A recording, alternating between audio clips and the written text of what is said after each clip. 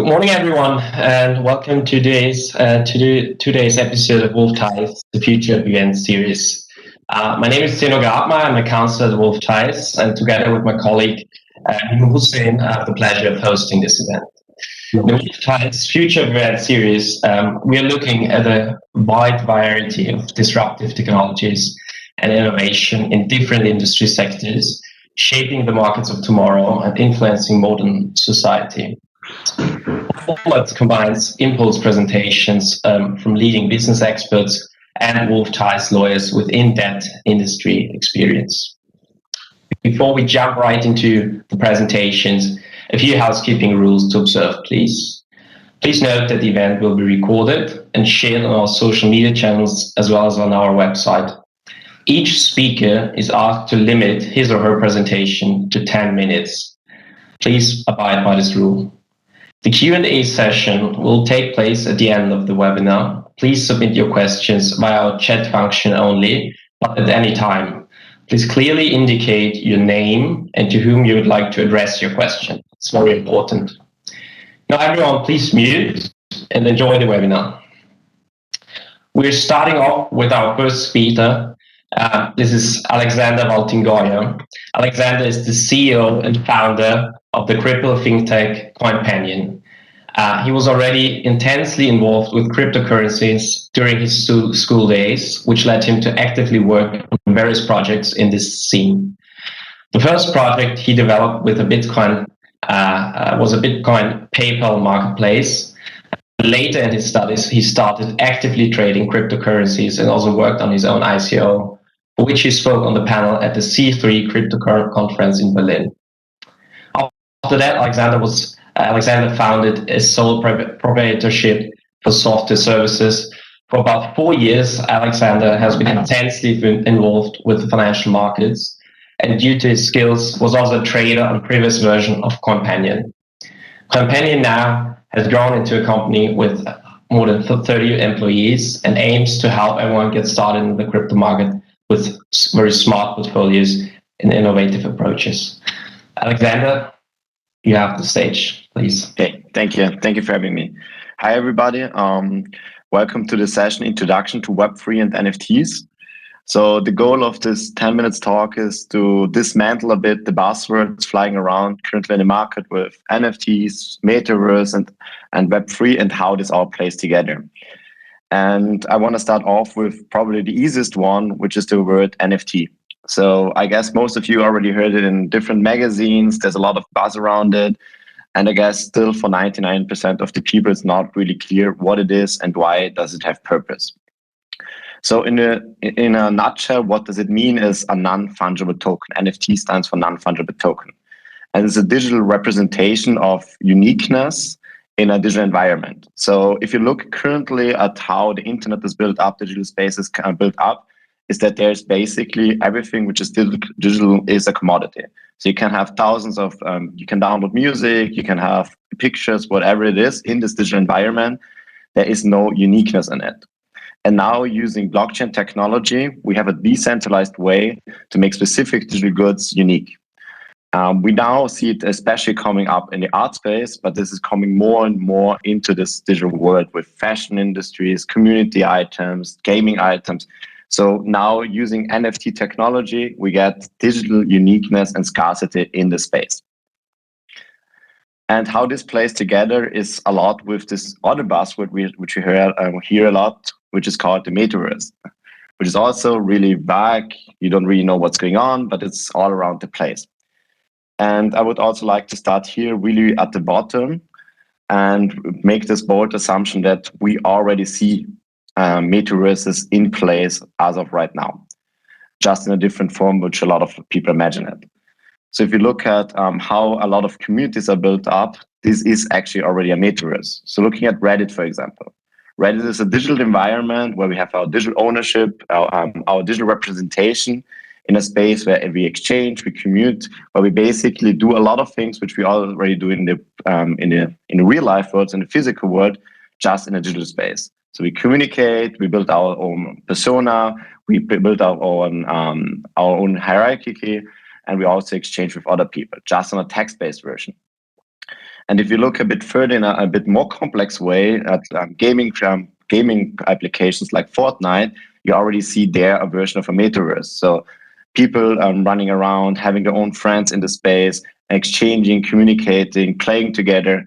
So a lot of things which we all see in the physical world, just with a digital layer on it. And now this buzzword emerged in a complete new size, especially because of the technology push which we're currently experiencing on different fields in tech. So we see VR going in a new direction that we can make this metaverse experience really immersive. So go not just being in front of a screen, but being directly into that digital space. And what that means is that beyond just having like a second layer of life, it actually can become an intersection of real life and of the physical life and digital life. And this comes together with other technologies like AI, which basically helps us to generate content in a fluent way. 5G, having the internet connection to really immerse in this space, and other technologies like Unreal Engine, for example, that we can generate immersive digital environments with the click of a button. And what Web3 plays together with NFTs and this metaverse space, it basically interconnects digital uniqueness with the digital space. So how it was built up today is that when we look at metaverses, they are mostly centralized and non-unique. So you are below the power of centralized organizations. Let's looking at Fortnite, for example. You have digital items there, digital fashion, digital gaming, weapons, whatever it is, which is on the power and mercy of the provider of Fortnite. So if you now want to go out of that ecosystem, bring your digital goods to a new ecosystem, to another version of a metaverse, you're not allowed to do it. And you're even at the risk that you get kicked out of that metaverse and lose your digital belongings. And that's what Web3 is basically fixing and making it more interoperable.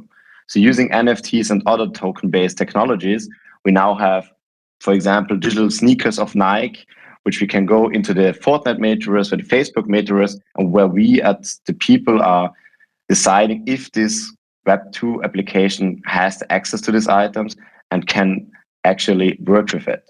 And are not under the mercy of that system, because we can just take it in our wallet, which is decentralized from decentralized institutions, go to a different metaverse, for example, the Meta one, the Microsoft one, and just emerge with these digital items.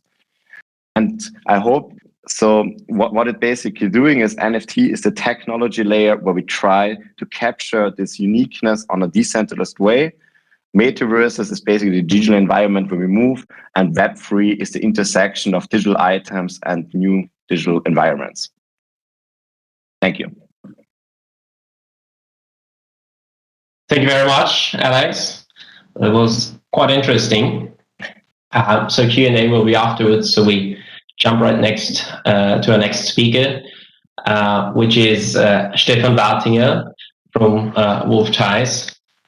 Stefan is a member of our competition and antitrust team. His practice includes complex cartel and abuse of dominance cases before the European Commission and the Austrian courts, as well as the coordination of leniency applications at national and EU level. Stefan also has many years of experience in advising on merger control proceedings at national and EU level. And prior to joining Theiss, Stefan worked in the competition team of another leading Austrian law firm in Vienna for many, many years. Stefan will be talking about the topic, a game changer for e-commerce and the future of retail, revision of the vertical block exemption regulation. Stefan, please. Thank you, Zeno. Hi to the audience also from my side. Today I'm going to talk about the vertical block exemption regulation. And to start off, maybe some background info of where that comes from originally. The vertical block exemption regulation itself serves as the cornerstone for businesses to self-assess the compliance of all agreements between manufacturers, brands, importers, distributors, and retailers with European competition law. And the main reason it plays such a significant role is, not surprisingly, not its own name, but its ease of use, as it automatically exempts certain categories of agreements between businesses at a different level of the supply chain from the prohibition of anti-competitive agreements. So if you imagine, for example, a security check at the airport, what the regulation does is it filters only those agreements for extensive inspection that contain the really dangerous items, but lets all the rest pass through automatically. And the current, which is soon the previous regulation, has been in force since 2010, so a mere 10-ish years, which is a relatively short period of time, at least for a piece of law. Yet it is hard to think of another decade in which the commercial landscape as such has changed as dramatically. So back in 2010, when the original regulation was adopted, it was drawn up based on two main principles. The first being it safeguarded or wanted to safeguard retailers from extensive pressure applied by strong manufacturers. And secondly, it wanted to protect the online sales channel relative to the offline one, because back then the online sales channel was still only just emerging. But what we have, however, or witnessed in the previous years is a shift away from the high street to online sales, an exponential growth of online marketplaces that have significantly affected both the distribution and pricing strategies of manufacturers and retailers. So as a result of a very lengthy public consultation, the European Union has now been finally willing to engage with that exceptional growth of online sales by putting forward a new regulation which entails substantial modifications of the current rules governing all types of vertical relationships within Europe's supply chain. So the question remains, did they adapt the rules to the changed market landscape, or did they not? And then to give you a few examples of what they tried to achieve. The first being the dual distribution exemption was extended. I mean, a dual distribution means a scenario where a supplier, and let's imagine Nike, for example, sells goods or services not only via distributors, but also directly to consumers, and thereby is in direct competition with its independent distributors. While under the old regulation, the exemption provided was not available for agreements between competitors, except where the parties did not compete upstream. The new regulation now extends this dual distribution exemption to also cover agreements where the parties' activities overlap at the wholesaler or importer level. And that is of extreme importance for many industries, as many manufacturers have set up a system whereby they appoint one importer for a specific country, which then enters into agreements with local retailers and distributors. And to move forward, they have obviously, as many law provisions, have inserted one exemption to the general rule, and that mainly relates to hybrid online platforms. And in our jargon, it's called the Amazon clause, most obviously, because the definition of an online platform that serves as a hybrid function or as hybrid functionalities is that they supply not only the online intermediation services, but at this very same time sell goods or services downstream in direct competition with their customers. And therefore, the Commission has decided that vertical agreements between such hybrid platforms and sellers active on that platform do not benefit from the exemption provided in the regulation. Another very important aspect is the online sales and advertising restrictions that have been extensively debated and now, to a certain extent at least, clarified. First, the regulation now clarifies, which has been debated all over Europe for the past 5 years. That means that certain restrictions upon the online sales channels are now considered to be compatible with competition law, which they have not been in the past. And that includes the up for debated restrictions on the use of certain search engines, price comparison services, or other online sales channels, such as online marketplaces. But even though one would impose such a restriction to use those sales channels, they would still benefit from the exemption, meaning that the agreement would still be considered compatible with competition law. And another second, more prominent and more important aspect is that the European Commission has now decided that the possibility to set different prices online and offline for distributors or resellers is also compatible. So what was previously considered to be an absolute no-go is now acceptable under the new regime, to the extent, obviously, that the price differences between an online and an offline landscape aim at incentivizing and recouping the investment made offline in contrast to the online world. And that will certainly shift the suppliers which were previously concerned about free riding issues, meaning that the purely online players benefit from the investments actually made by the offline sellers, to a way that they can now incentivize brick and mortar stores or the classical offline sales channels with much more flexibility than they could before. In addition, maybe to the updated rules or newly implemented rules, they also updated a few existing ones in order to safeguard and adapt to the recent developments in the distribution networks across the globe. And two aspects there that I want to touch upon briefly is the first being the price parity obligations, which have been debated and processed over in court for numerous years now, have been undergone some sort of clarity at least.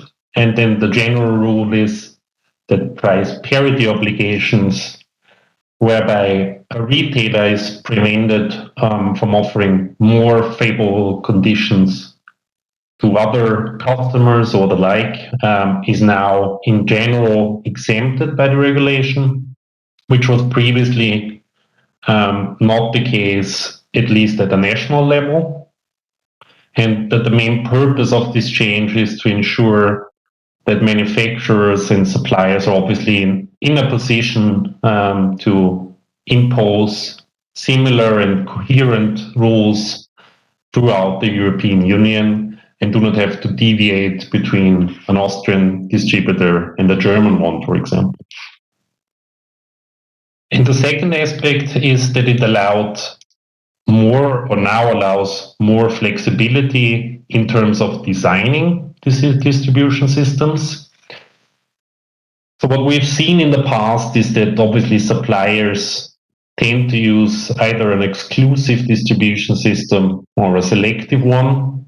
However, applying both of them in neighboring countries was nearly or close to impossible, at least if you wanted to be compliant with the competition law rules. And therefore, what the regulation now provides is a more flexibility that those two, like distribution systems, can coexist without or still being compliant with competition law. So I think to conclude, I would say that the new regulation is certainly a changer for setting up and remodeling distribution networks around Europe. Whether or not it has to be considered a real game changer, I'm, to be honest, not so sure, as the e-commerce segment is obviously still growing at a very fast pace. and it remains extremely difficult for the authorities to remain updated to tackle those issues. But I think in any event, it certainly grants manufacturers in the future more flexibility in setting up their networks, and I do expect them doing so.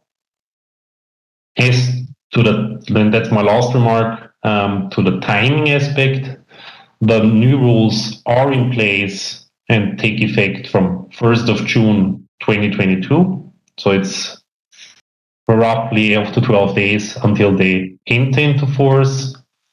But of crucial importance to businesses for now is that there will be a transitional period of 12 months during which the agreements that are currently exempted by the ruling under the regulation, but which do not meet the requirements under the new rules, will retain the benefit at least for the transitional period. Thank you. Thank you, Stefan, for this interesting presentation. Next on the line, I'm happy to have on board Fredrik Creutz, co-founder and executive chairman, NowCM. He has an impressive curriculum vitae. He has a bachelor in financial accounting and a master in managerial accounting from the Stockholm School of Economics. He has 20 plus years of experience in FIG, M&A, and DCM at Merrill Lynch and Goldman Sachs in London.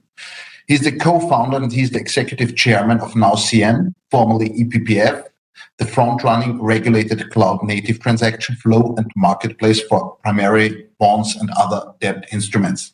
Please, Fredrik, go on further. Thank you very much for having me here today. So in this 10-minute speech, I'm going to try to focus on a few things that I think are important in terms of understanding where where primary markets are heading in terms of the digitalization megatrend. So the first thing I want to talk about is what benefits can we see in digitalizing primary bond markets, and what of these, or which of these, are achievable actually today. Secondly, I'd like to talk a little bit about what is a digital bond market, what does it offer issuers, and are we indeed ready for it? And ultimately, why do we do all this? What's the end game scenario for the capital markets as we ultimately transform ourselves into a digital economy that Alexander was talking about earlier? So when you go through these steps, it's easy to get lost in the purpose of the direction of why we do this. So I'd like you to, if you leave with three sort of mindsets or 3 points at the end of this discussion, three most important ones are, why do we do this? So it's about democratizing access to and ultimately execution in capital markets for issuers. It's about dramatically improving the quality of the credit data for investors so they can make better decisions and ultimately experience less losses and thereby also decrease funding costs for the issuers. But it's also about growing the pie, right? It's not just about removing people. It's about enabling profitable access to more issuer clients for the dealer banks, law firms like Theiss and other service providers in this space. So if you have that in mind, you'll have a proper sort of North Star to head towards. And at NowCM, we believe, and we're true capital markets believers, right? So we believe that a functioning, deep and liquid capital markets is really a great source. It's a great carrier and also a great distributor of risk in the economy.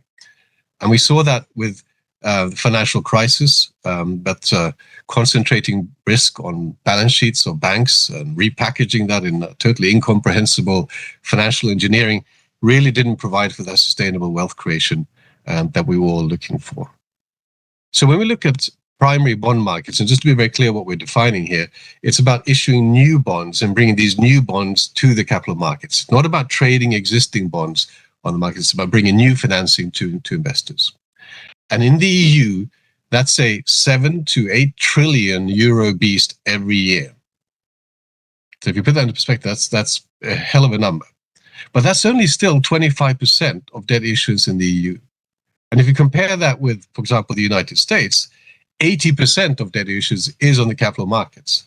So with that in mind, there's still a lot of growth opportunity for Europe, and especially in terms of improving access for new issuers.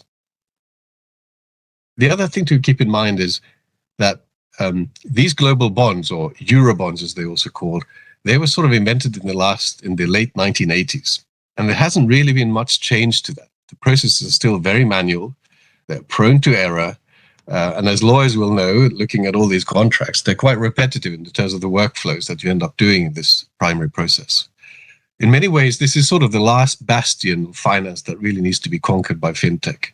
So again, why do I say this? Well, there's clearly a lot of improvement possibilities here as we look at digitalizing these workflows. But we're really just in that first act, in that build-up to what this ultimately will end up being. So today's focus may sound quite mundane and modest. So we're focusing on applying technological solutions and while navigating this regulatory space, and which is ultimately designed for the last century, and trying to create uniform standards within that colorful and bright marketplace that follows many different traditions and market practices. So the benefits that we can achieve at this point in time really relate to three topics. It's access, it's process, and it's price discovery. That doesn't mean that they're not impactful, right? So if you look at new people accessing the capital markets, many of you may actually have felt that this is an interesting option for you, but you don't want to spend the money to make the effort, only to find out that you ultimately don't find interest in the capital markets. We can cut your cost by 70% to explore that opportunity for you and give you full MTM program flexibility, the same of any big issuer out there. We can even issue on your behalf, right? So your experience could really just be talking to investors and having a loan.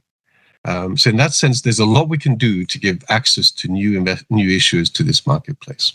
In terms of process, that's sort of the easy thing to understand. And you always often talk about, how much time savings can you achieve? Our calculations and our experience in these deals show you that we can save about 50% of the time you spend on a deal in this space. Now, that doesn't mean that the deal will actually go faster. You'll still need to talk to investors. You still need to do the same thing. But what it does mean is you can use your time on better things than just process. You could, rather than spending your time on a document, you can spend it talking to an investor, making sure you get a better price on your deal. So these process benefits are really about time allocation and getting better access to those investors. And price discovery, that's of course what you do ultimately when you can do real-time docs that have better access to the capital markets. You can bring these real-time execution capabilities onto a marketplace. And at NowCM, we actually have one of those. We have an MTF in France where we can achieve real-time execution for bonds going forward. And we look forward to talking to you about many of these opportunities as well going forward. So why do we do this? Ultimately, there's, of course, the next middle step, and that's the digital bond market. We just want to highlight that doing these first steps of digitalizing documentation is still very, very important, because as we start considering so-called smart contracts, when we transition into a digitally native environment on distributed ledgers, it's crucial that you are able to connect these to digital workflows. For a time, of course, cash bonds and digital bonds will exist together, but ultimately, if we're not ready to embrace that, we will not be able to connect to that type of digital bond market. But the key message I have about digital bond markets and digitally native bonds is that we're not quite ready yet. It really only makes sense when you can have proper digital currencies underlying these bonds, and when you can clearly allocate the liability of these smart contracts. I mean, for example, if a smart contract starts paying coupons to the wrong person, do you sue the programmer? Do you sue the issuer? And again, which law is applicable and enforceable for these types of lawsuits? So there's a lot of regulatory questions that still need to be clarified. Ultimately, the biggest benefits in the digital bond market are in clearing and settlement and secondary trading, and the amount of information and executable elements that you can include in smart contracts. However, once we've focused on figuring out the processes, once we have digital bond markets, the question is, of course, what's the end game scenario here?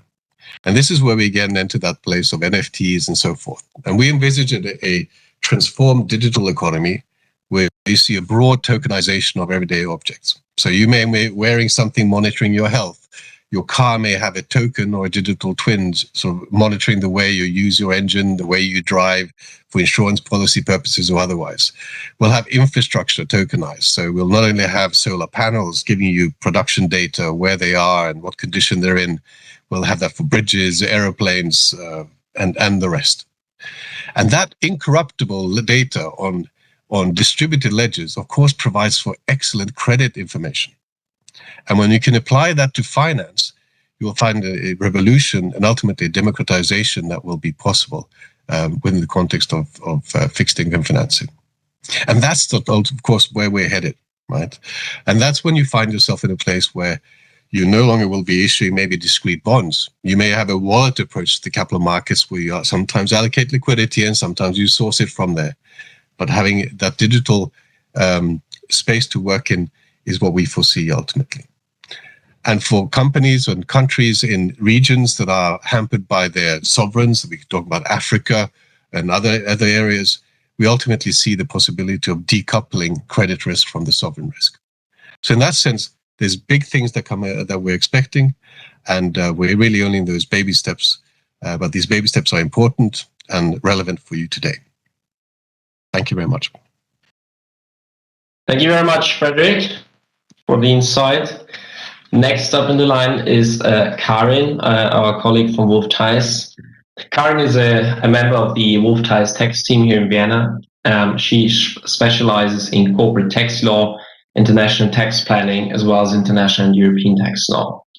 Karin is admitted as a tax advisor with years of experience in a leading tax consultancy firm, and she's experienced in providing tax advice on a variety of complex M&A issues.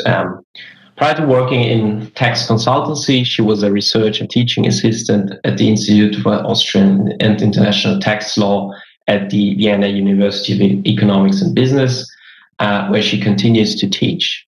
Karin has authored numerous professional publications and regularly lectures on tax-related topics. She holds a doctorate in economics and business and a bachelor's degree in business law. She's also a member of the International Fiscal Association. Karin will be speaking about the topic, are we entering a new era in international taxation, new tax rules for the digital economy and beyond. Karin, please. Thank you very much for the introduction, Zeno. We are now changing to a completely different topic, taxes. How is this connected to digital business? Well, the world's largest, most valuable and most profitable businesses are digital businesses. Their rise took place in recent decades and years. And what about the international tax rules? They are 100 years old. The international attribution of taxing rights is based on the concept of physical presence. Digital businesses are typically not present in the countries of their users. The most valuable assets, intangibles, are very mobile. The public perception is that digital businesses do not pay their fair share. In the aftermath of the financial crisis, about 140 countries of the world formed the so-called Inclusive Framework on BEPS. BEPS stands for Base Erosion and Profit Shifting. The Inclusive Framework represents 90% of the global GDP. In 2021, these countries, including the US, China, Panama, Ireland, and so on, agreed on new tax rules for the world's largest businesses. They called them a solution to address the tax challenges arising from the digitalization of the economy. The concept is based on two pillars. Pillar 1 provides for a new attribution of taxing rights. It was concluded that the concept of physical presence does not fit the digital business. Therefore, the attribution is no longer based on physical presence, but on the location of consumers and users. Pillar 1 is expected to reallocate $125 billion in profits. Pillar 2 provides for a minimum corporate income tax rate of 15% in each country.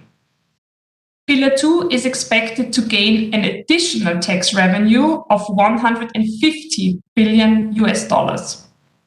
And the aim is that these new tax rules enter into effect as early as next year. As mentioned, the new rules should affect the world's largest businesses. In the beginning, the drafters had only social media in mind. It then shifted to GAFAM, meaning Google, Apple, Facebook, Amazon, and Microsoft. Now, the published rules cover companies of almost any sector. And what does large mean in this context? Pillar 1, the new attribution rule, aims at businesses with a global turnover of 20 billion euros and a profitability of 10% at least. It is expected that only about 100 multinational enterprises will be covered by this new rule. Pillar 2, the minimum tax, covers businesses with a global turnover of 750 million euros. So many more businesses will be covered. Any company below these thresholds will not be affected by the new rules. So what exactly happens under the new rules? Let's take a look at Pillar 1 first. Pillar 1 gives a taxing right to the market jurisdiction. For each type of transaction, there are specific sourcing rules. For example, income from online advertising is sourced at the place of the IP address. Obviously, this will entail a huge administrative effort on behalf of the covered businesses. If the revenue of a business sourced within one country reaches 1 million euros or 250,000 euros for smaller economies, this country gets a piece of the cake. And what is the cake? It is the residual profit of the business, meaning a profit exceeding 10% of revenue. And a quarter, 25% of this cake, is reallocated to all the market jurisdictions based on the revenue sourced in their territory. The rules just described will be included in a multilateral convention. This is still work in progress. The multilateral convention can be called a new double tax treaty for the world. It will apply in addition to existing bilateral double tax treaties that still allocate taxing rights according to the old rules. Of course, no double taxation of the same income should occur under the new rules. Moreover, there will be a dispute resolution and prevention mechanism. Pillar 1, as an international agreement, aims to make national efforts for taxation of digital businesses unnecessary. Therefore, national digital services taxes shall be abolished. Now, let's take a closer look at Pillar 2. It is also referred to as GLOBE. GLOBE means Global Anti-Base Erosion. The aim of Pillar 2 is to limit the race to the bottom when it comes to tax rates. While Pillar 1 focuses on the consumer, Pillar 2 focuses on the shareholder. The starting point is the consolidated group financials. For each jurisdiction in which the business is present, the relation between taxes and income is determined. The result is the effective tax rate in each jurisdiction. If and to the extent the effective tax rate is below 15%, a top-up tax has to be paid by the ultimate parent entity. There is a substance carve-out. Substance in this respect means tangible assets and payroll. No top-up tax is due on profits in the extent of 5% of tangible assets and 5% of payroll. There is also a de minimis rule for jurisdictions in which the business has revenues of less than 10 million euros and profits of less than 1 million euros. No effective tax rate will be calculated in these jurisdictions. The information on income and taxes must be included in an annual top-up tax return by each entity or at least in each country. As a consequence of Pillar 2, corporate accounting and corporate taxation will become more interlinked. Also, the tax departments of various countries have to become more interlinked. And there will be a lot of data to manage. To sum up, the two-pillar solution will lead to higher taxes in market jurisdictions and possibly the jurisdiction of the ultimate parent entity. There will be a reallocation of taxable profits and additional taxes in case income is earned in low-tax countries. While details are still to be seen, one conclusion is clear. Within the next year, the existing cross-border tax system will become a truly international tax system. The impact and burden on large multinational businesses will be huge. So I would say, yes, we are entering into a new era in international taxation. Thank you. Thank you very much, Karin. That was a very interesting insight from a tax perspective. Now up is Maximilian Nimmervoll. Maxi is a serial entrepreneur in the Austrian tech space and the founder of DIAMIR Holding, a leading software development company with more than 140 software developers based in Vienna and Klagenfurt. And in addition, Maximilian is invested in various ventures in different sectors, such as the Brutkasten, which is a startup news outlet, OS Service, Meters, and many more. And Maxi was awarded with the EY Entrepreneur of the Year award some years ago. Since 2021, Maxi is also kind of engaged in the beverages sector, where he supports the Viennese family business Catos as a co-chairman of the board. Maxi is today speaking about the democratization of business models through the power of user experience. Maxi, please. Yeah, hello everyone. Thank you, Zeno, for the nice introduction. As Zeno already mentioned, or I don't know if you mentioned it really, I have a background in law and economics and a PhD in law, so it's really nice to be back in the law industry, at least for 10 minutes, so thanks, Zeno. Zeno already mentioned that I'm the CEO of DIAMIR. We are a leading construction company for digital products. So we are always searching for new business models in the digital area, and our focus are user-centric products. So to start into the topic, short introduction: what are user-centric products? As user-centric products is focused on the what the real user really want to use. So it sounds like a no-brainer that the product should ask the user what he really wants to use, or at least should offer what the user really wants to use. But when you are honest to yourself, not everyone is always asking if your customer and your user is really number one in the product development process. Especially for older economy companies, it's quite hard to build a user-centric product, because there are painful decisions to make. Sometimes you have to sacrifice your existing business model, or you have to cannibalize your existing business model. So my core statement before I start with the topic is: only user-centric products are successful products. And the definition of a user-centric product is a good user experience. And that's the reason why I want to talk about democratization of business models through the power of user experience. If you ask yourself now, what does it mean, the democratization of business models? If you think about until the beginning of the last decade, there were really high and expensive entry barriers in every market.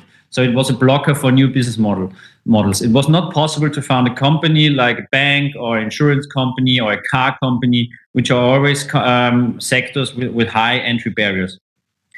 But suddenly, I think maybe in the last 5 to 8 years, it's possible to found these businesses in nearly every sector in every country around the world. Look at your private life. The entry barriers are falling. Former industry leaders are becoming commodity products, and startups and scale-ups are entering the core areas of our economy.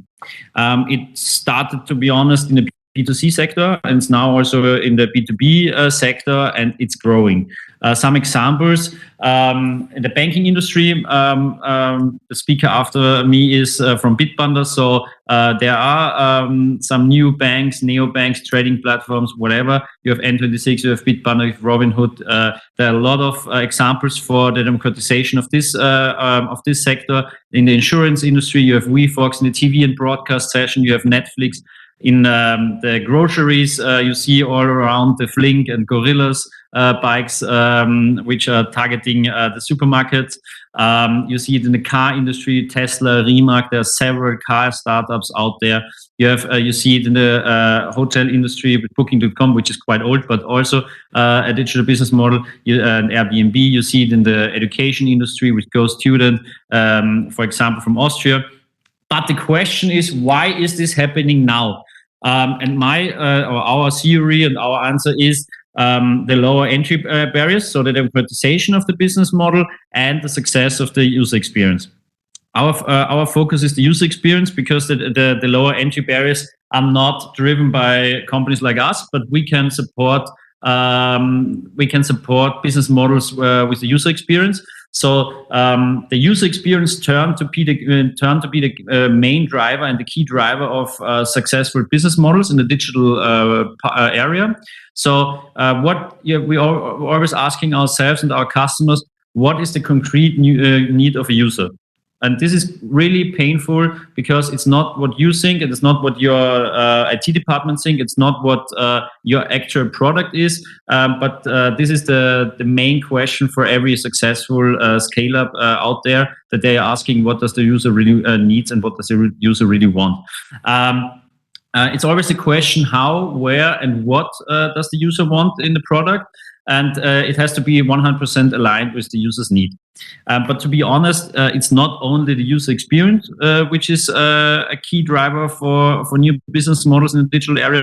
It's also the dramatic lowering of the entry barriers. So the entry barriers. What are entry barriers? It's regulation, it's liberalization, and it's digitalization. So if these three areas are turning to a nicer point for new businesses, then it's easier to enter the market.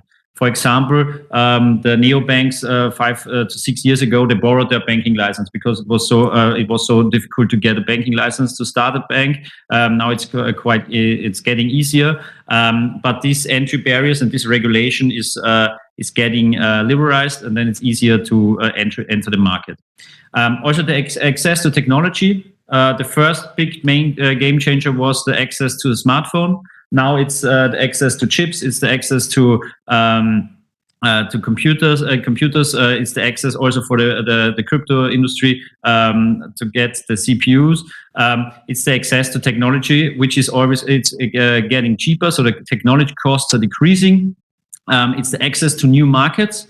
There are new platforms, app stores, NFT platforms, whatever. There are new markets where you can sell the product worldwide. And the main advantage is that the gatekeepers are losing relevance. So when you think about 10 years ago, you had to need a TV station or a newspaper to make some ads for new business. Now you can access every customer directly. So these are all the reasons why the business models are democratization of the business models. But I see and we see the key advantage why scale-up startups, sometimes also old economy businesses are really driving this market is because of the user-centric product. Because if you have a lower entry barrier to a market, then you always have to have the best product, because your users are only using the company or the product with the best user experience.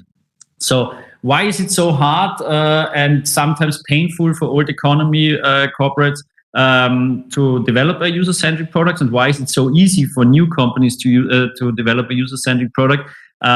It's sometimes it's really easy. The answer is really easy because If you are an old economy company or a company with legacy in business, if you want to, if you ask yourself a question, what should the product really look like? If you ask your customers, then it's sometimes a little bit painful because you cut out and change a lot of processes to be in a user-centric way. And this change of process and business models is sometimes fundamentally to what you're doing now. And not every company is really willing to change that.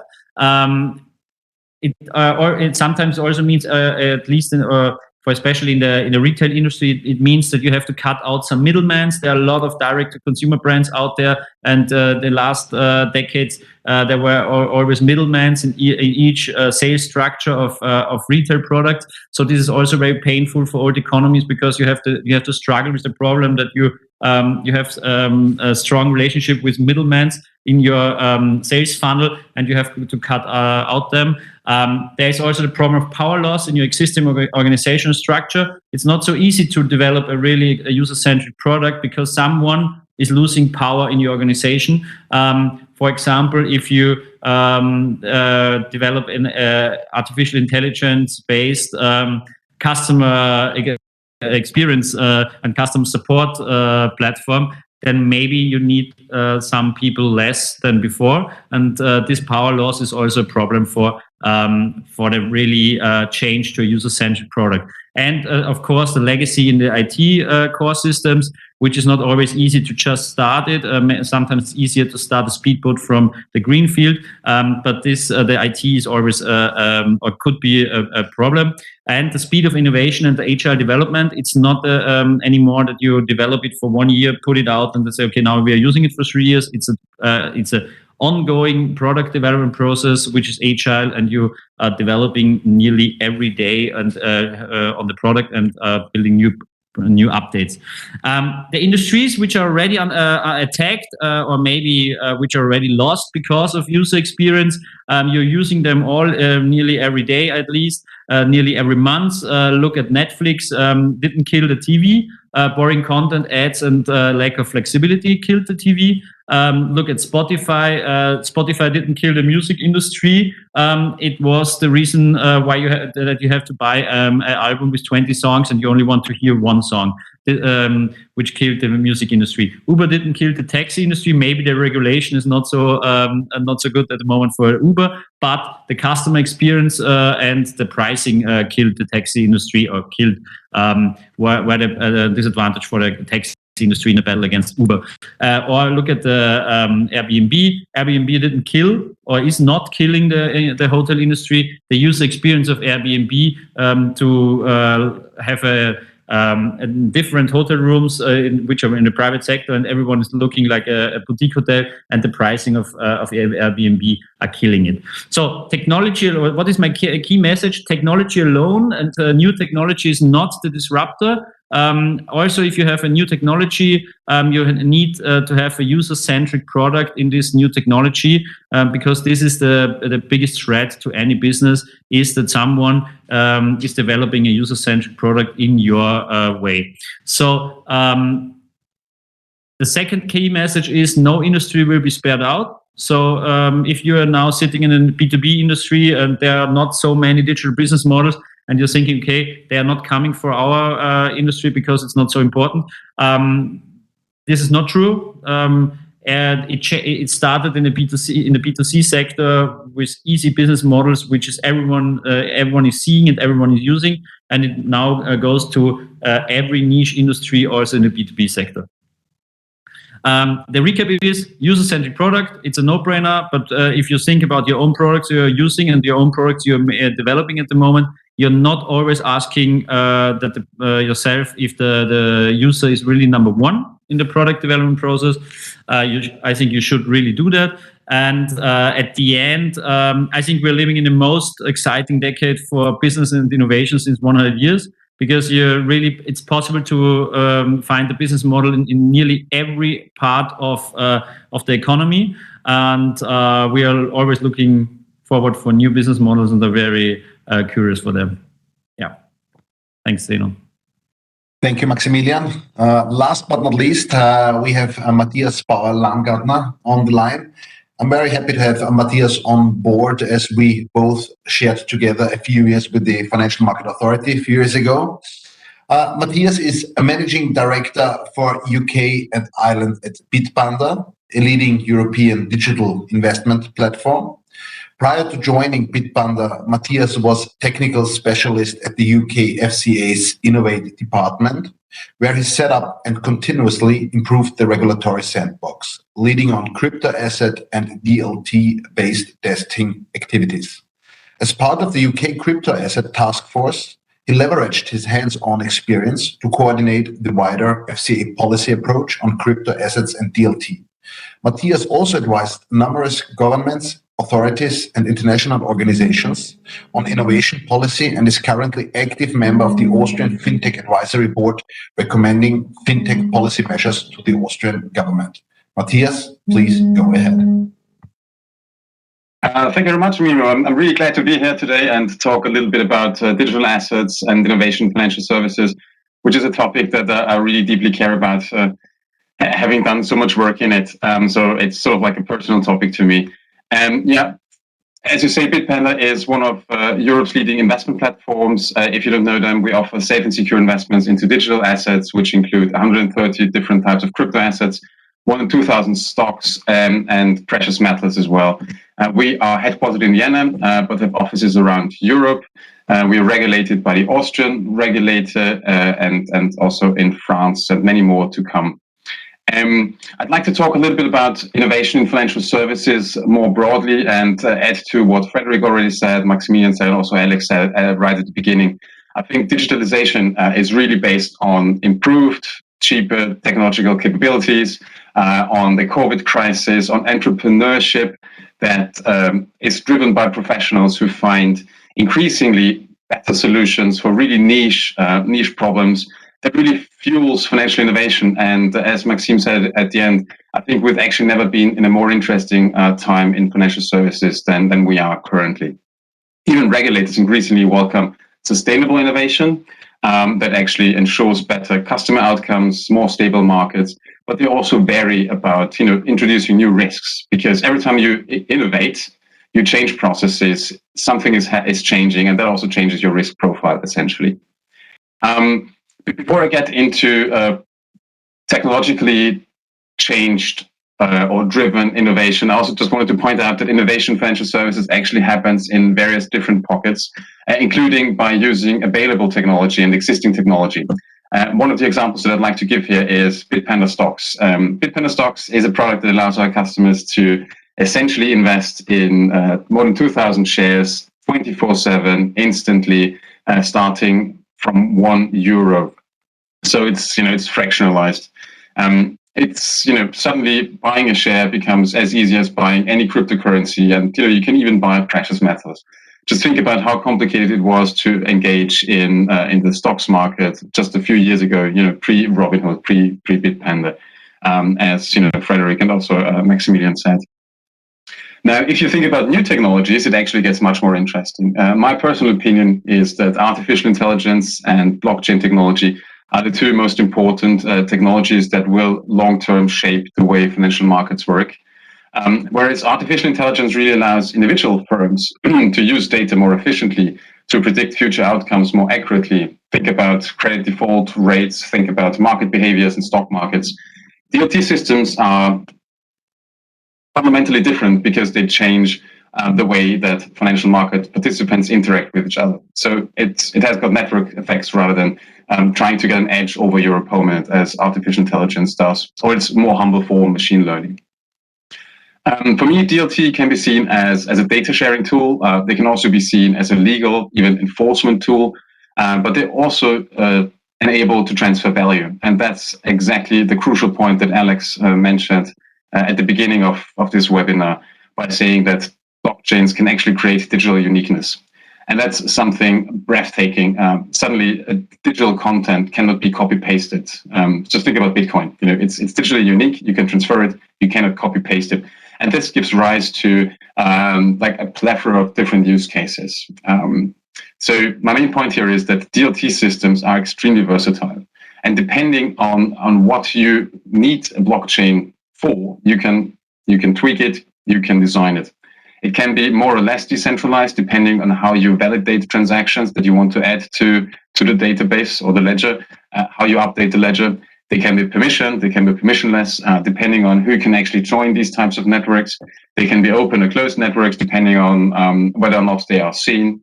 And you really need to think about what sort of technology do you use for a specific use case, and is it actually useful to use DLT? And in many cases, it will not be, to be fair.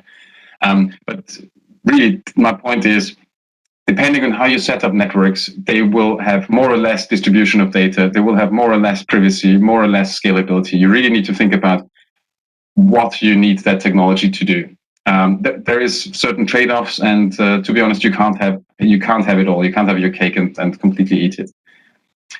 With my regulatory hat on, depending on how you set up DLT networks and the rights associated with crypto assets that are based and live on the DLT, you will broadly end up with different types of crypto assets.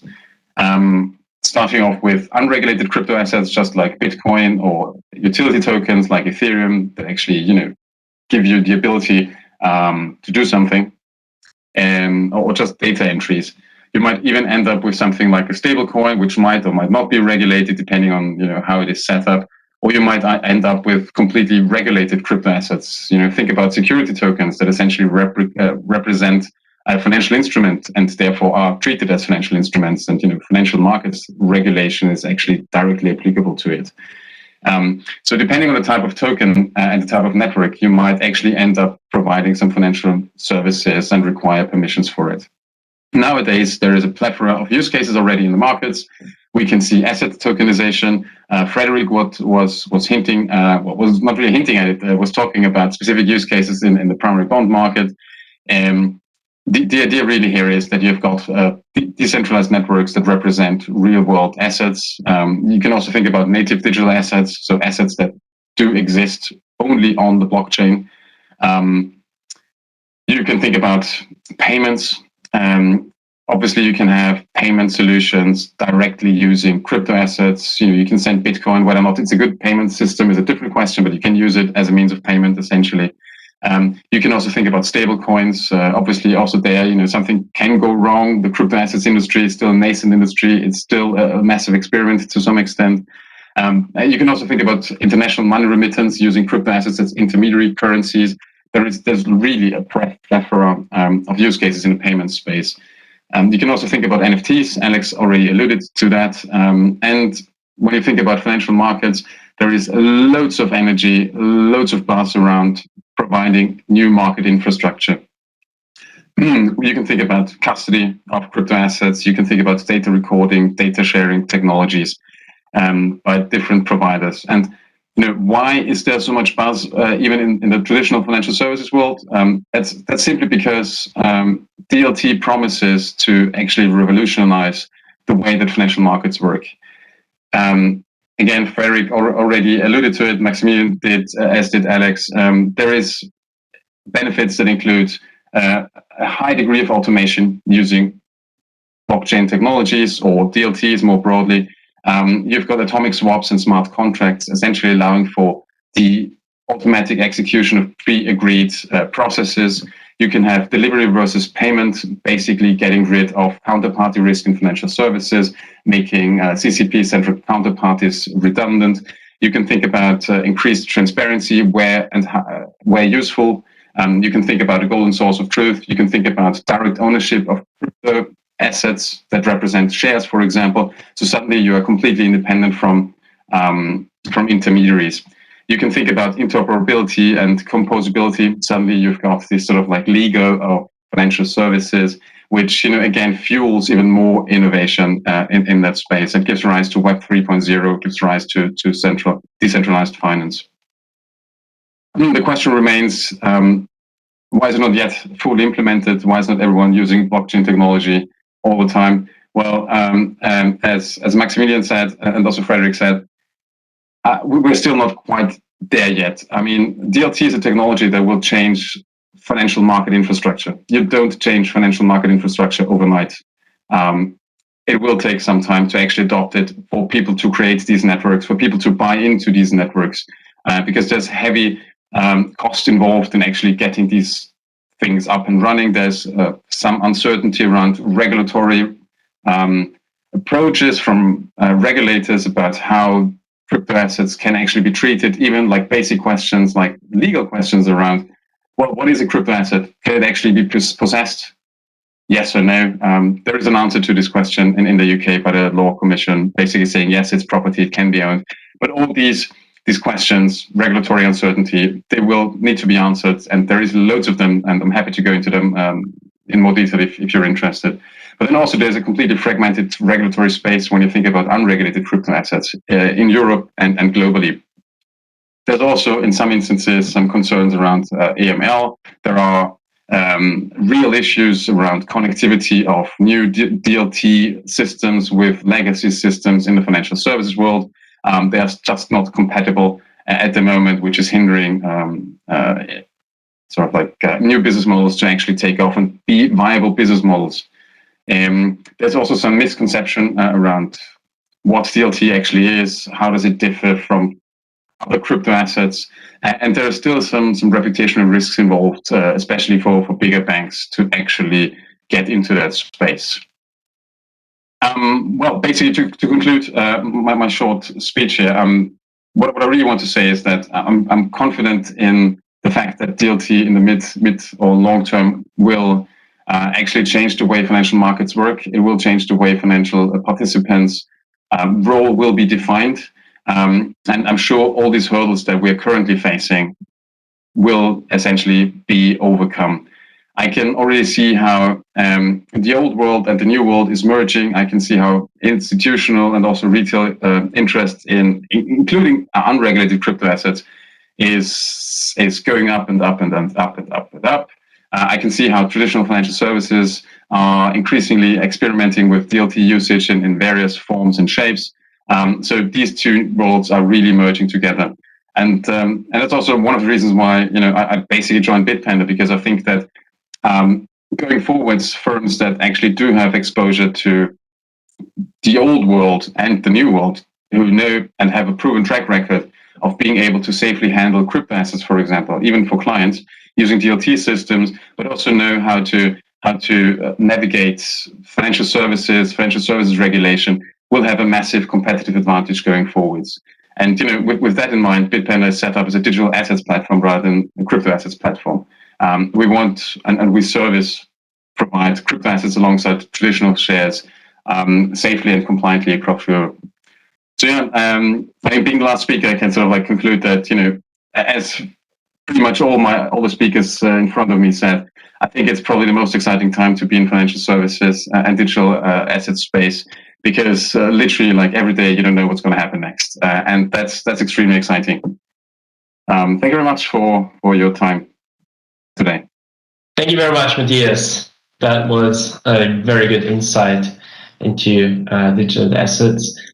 So now let's conclude with a Q&A session. We have a couple of Qs lining up. The first one is from Howard Tubal, and it's directed towards Fredrik. And the question is, I would be curious on actual examples of use cases from NowCM. Great. Okay. Well, yes, there's actually quite a lot of this going on at this point in time. As you know, this space is emerging. The value chain is long, so it really depends on how you cut and slice this. So first of all, let's just clarify who our clients are. Our clients are issuers and banks, predominantly speaking, and to some extent also law firms. They are all active in different parts of the value chain and focus on either documentation, order book, other workflow automation, or the marketplace. So when we take a look at use cases, what we've seen is that the marketplace is a very interesting entry point for people to try digitally native products and also be on a digital marketplace. So we have about 30 issuers on that marketplace at the moment, and we've issued about 6 billion of commercial paper and digital formats on that at the moment. We're working with a handful of dealers. This is predominantly in the French space, given its origin on the French market. But we're now seeing dealers come through since the acquisition from the Benelux region, from Germany, even from Austria, looking to use this marketplace for commercial paper. We're extending the license now also to include bonds and connect that to the automated documentation workflow, but that will not be up and running until later in the year. But we look at that with quite some excitement.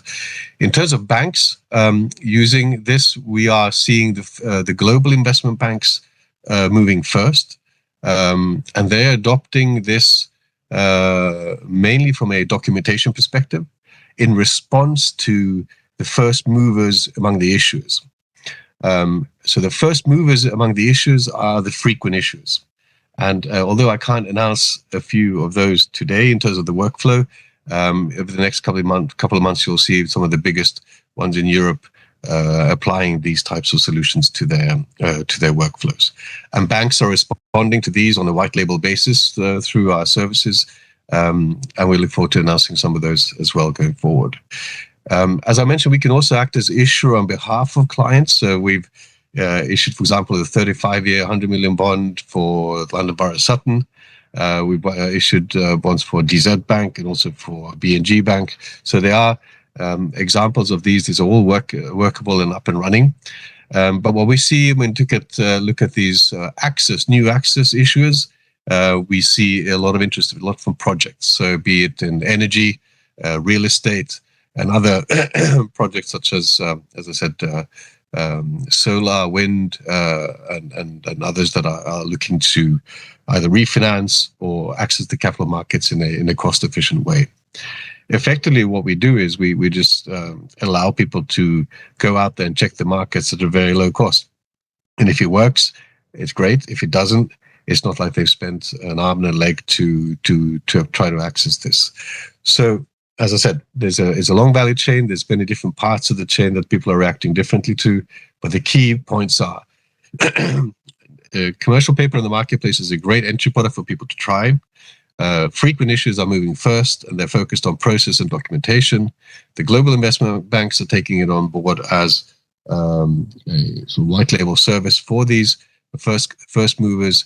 And we see a lot of new issues in terms of projects looking to try to access the capital markets coming through here, which we'll be announcing here over the coming months. The slowest movers are probably the traditional corporates that issue 1 or 2 bonds a year, predominantly because their perception of urgency is not as high. But we will, of course, as we move towards a digital bond market, you will need to have a digital interface and a machine readable data to interact with that. So over time, we of course expect everyone to take that on board. Hopefully that clarifies. Thank you very much. The next question is directed to Alex from Coinpanion. And the question is, looking at art NFTs, what do you think is driving people purchasing these kind of assets? Is it curiosity, or should they expect a real value? Yeah, good question. So I think as of right now, the market is really pressured with FOMO. So there's like a lot of fear of missing out because a lot of people saw that, especially art NFTs, got a huge price increase in a relatively short amount of time. So it's definitely an overheat in the market as of right now. How the value of the art piece actually is created is pretty similar to the traditional art market. So mostly with art, it is a community thing. So a lot of artists and a lot of art pieces, they gather around a strong community around that artist. Like Banksy has his community around him, Picasso has his followers, and it will be a similar thing in the NFT world. And I think a company which is doing it really, really well is actually the Bored Ape Club, where the art piece goes beyond just having a nice picture, but is actually an access to an exclusive community with benefits on it. So from my perspective, the most important thing to look into art NFTs is the community value behind it. Are there people who see value in that community? And is that community so exclusive and is getting more and more exclusive that you actually can see that people are ready to pay more to be part of this community? Yes. Okay. I would summarize it like that. Very good. Thanks a lot. We have two questions to Matthias from Bitpanda, which I take the liberty to combine. The first is, do you see a decline in crypto industry due to the fact that Bitpanda is more and more focusing on stocks, ETF, and so on? Second question to you, Matthias, is the Terra meltdown a first sign for crypto collapse? Thanks, Zeno. Yeah, so that's a really interesting question. Let's start. Two questions. Let's start with the first one. How does financial services or traditional products actually? How do they play alongside crypto assets? And to be honest, the more we focus on fully regulated traditional financial products that we offer, we see that more and more people actually join Bitpanda because they want to get exposure to crypto assets and they want to experiment it. They really like the user flow, and then they basically also start investing in traditional stocks and shares in companies they like. And that's also the reason why we expand the range of our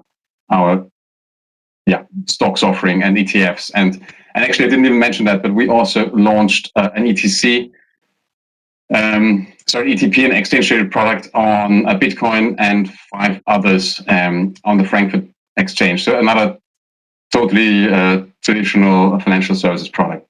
So crypto assets actually help to get first-time investors, a slightly different demographic, onto our platform. They really enjoy the user experience, and they actually go increasingly into traditional financial services products as well.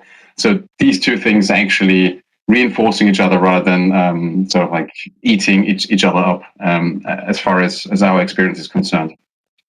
With regards to Terra, I think it's really interesting what actually happened there. And as I sort of like alluded to a little bit earlier, I think the crypto asset space is really still a very nascent space, and there's loads of experiments out there. There's also different types of stablecoins out there. You can think about a USDC, which is essentially like e-money, where someone is issuing a token and holds $1, £1, €1 worth of fiat in a bank account, and you just need to essentially trust that party that they really do that. You can also think about Tether, and basically you have to trust them that they actually have the money they say they have. That's one extreme.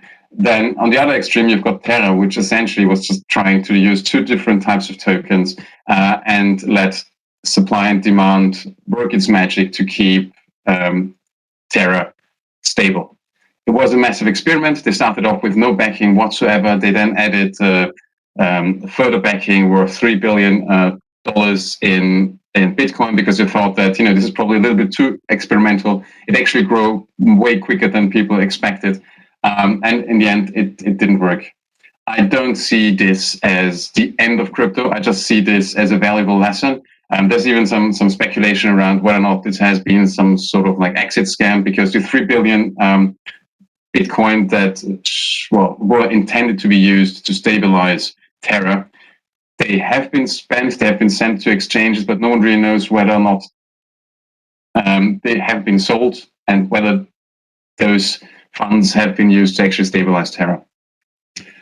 It's not the end. I spent some time in Chile, and in Chile, they always say, after the earthquake is always before the earthquake, and in a way, that's where crypto is at the moment. I'm sure there's going to be more experiments that fail, but with every experiment that fails, people gain more and more and more knowledge and will make it better. Just think about the DAO, same thing, I think. And, crypto is not dead. I don't see that coming. Thank you very much, Matthias. We have one further question for Maximilian, and that is, what's your view of European companies and how they're doing in terms of UX, also compared to American companies and other companies? I think user experience has his grounds in the US. So I think this is or maybe in the US and UK. I think it's more Anglo-American and in the way of thinking. I think Amazon was one of the first companies who said, okay, user experience is the key for every of our business models. So I think that 10 years ago, I would have said, okay, it's only in the US there is a good user experience and there is this focus on user experience. But I think now onwards, look at Bitpanda and others here in the webinar. I think there are several scale-ups who have the user experience focus in mind before they're launching a product. So I think that there is no disadvantage if you're a European company and building digital products instead of American or UK company. So I won't see there any difference between them. Thanks very well. Thanks very much. We don't seem to have any further questions at the moment. So I'd suggest to close this webinar. A big thank you to all the speakers and all the participants for sharing your know-how and contributing to this episode of Theiss Future of the Theiss Future Beyond series. If you're interested in further insights into what the future might look like, please feel free to register for our next event on the future of sustainable data taking place on the 30th of June. Invitations will be sent out soon. Other than that, thank you all for watching this seminar and have a good day. Thanks also on behalf of Mimo, my co-host. And yeah, have a good day and bye-bye.